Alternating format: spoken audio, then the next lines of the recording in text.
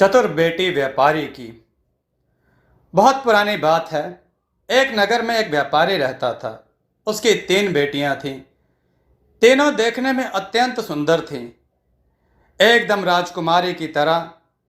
व्यापारी अपनी बेटियों को बहुत प्यार करता था, लेकिन छोटी बेटी से उसे विशेष रूप से प्यार था। एक बार व्यापारी व्यापार के सिलसिले में विदेश जाने लगा, तो उसने तीनों बेटियों से पूछा कि वह विदेश से उनके लिए क्या लाए। बड़ी बेटी ने कहा, मुझे चाहिए एक सोने की थाली। मझली बेटी ने कहा, मुझे चाहिए एक सोने का पंखा। छोटी बेटी बोली, मुझे एक सोने का सेब चाहिए। व्यापार के कार्य निपटाने के बाद व्यापारी जब घर लौटने लगा, तब बड़ी बेटी के लिए सोने की थाली, मझली बेटे के लिए सोने का पंखा लेकर आया, पर उसे कहीं भी सोने का सेब नहीं मिला। दोनों बेटियां अपनी इच्छित वस्तु पाकर बहुत खुश हुईं, किंतु छोटी बेटी सुंदर होने के साथ साथ दिल की भी बहुत अच्छी थी। वह सोने का सेब नहीं मिल पाने के कारण दुखी नहीं हुई। उसने पिता से कहा, आप तो अक्सर विदेश जाते रहते हैं, यदि कहीं कभी भी सोने का सेब मिले तो मेरे लिए ले आइएगा। इधर एक राजकुमार घोड़े पर चढ़कर एक राज्य से दूसरे राज्य का भ्रमण करते हुए एक दिन व्यापारी के शहर में आ पहुंचा।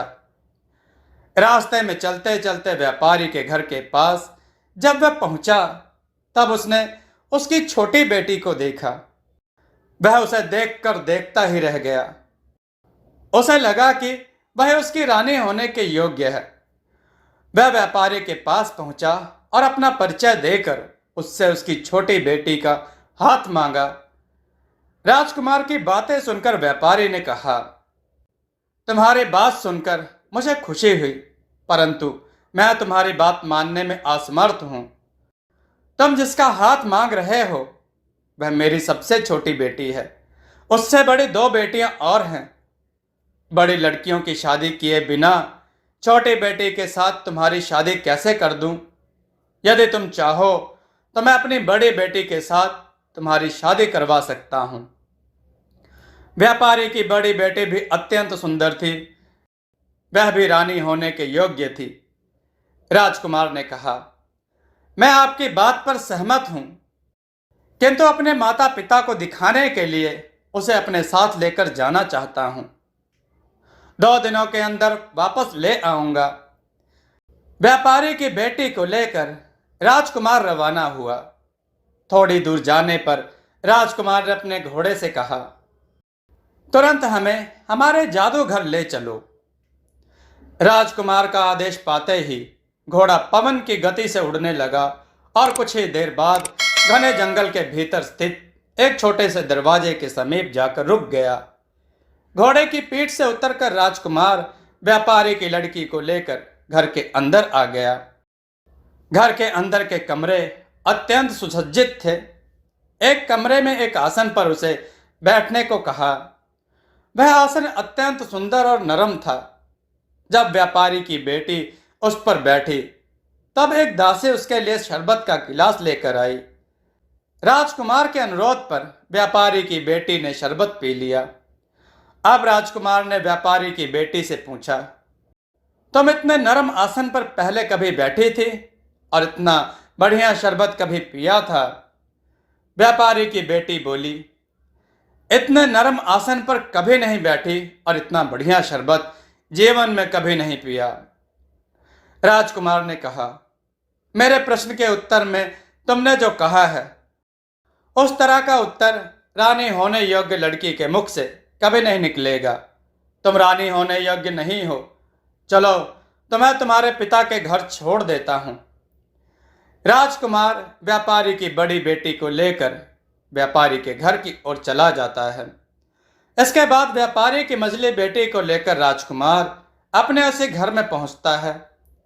मझली बेटी को नरम आसन में बिठाने एवं शरबत पिलाने के बाद राजकुमार ने उससे भी वही सवाल किया। मझली बेटी ने भी कहा कि इतने नरम आसन में वह कभी नहीं बैठी और इतना बढ़िया शरबत उसने कभी नहीं पिया। उत्तर सुनने के बाद राजकुमार ने कहा, तुम भी रानी होने के योग्य नहीं हो। वह उसे उसके पिता के घर वापस ले गया। अंत में छोटी बेटी की बारी आई। अन्य दो बहनों की तरह उसे भी नरम आसन पर बिठाया गया एवं पीने के लिए शरबत दिया गया। उसके बाद राजकुमार ने उससे पूछा, इससे भी नरम आसन पर तुम कभी बैठी थी? इससे भी बढ़िया शरबत तुमने कभी पिया है?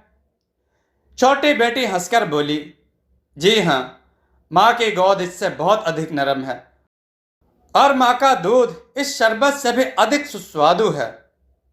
व्यापारी की छोटी बेटी के उत्तर से अत्यंत प्रसन्न होकर राजकुमार ने कहा, तुम्हारे जैसी लड़की ही मेरी रानी होने योग्य है। राजकुमार ने व्यापारी की छोटी बेटी को उसके घर पहुंचा दिया और व्यापारी को सारी बातें बताईं।